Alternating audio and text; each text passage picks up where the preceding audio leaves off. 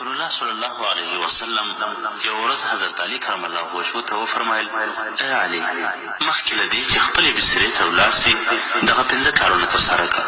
4,000 دیناره صدقه ورکړه، بیا ویده سه. قرآن مکمل ختم کړه، بیا ویده سه. د جنت بیه ادا کړه، بیا ویده سه. 2 خوابدې مرور کسان سره پخلا کړه، بیا ویده سه. او یو حج وکړه، بیا ویده سه.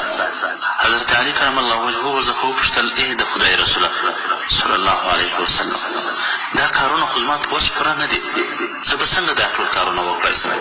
نو رسول الله صلی الله علیه وسلم ورته وفرمایل: 4 واره سورة فاتحه یعنې الحمدلله ویل داسې دی لکه 4,000 دیناره صدقه چې ورکړي.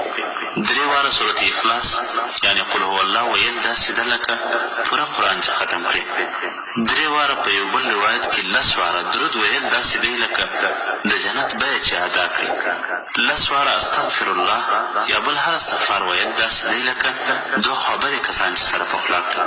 4 واره د درېیمې کلمې یعنې سبحان الله والحمد لله ولا اله الا الله والله اکبر ولا حول ولا قوة الا بالله ویل داسې دی لکه یو حج چې وکړي.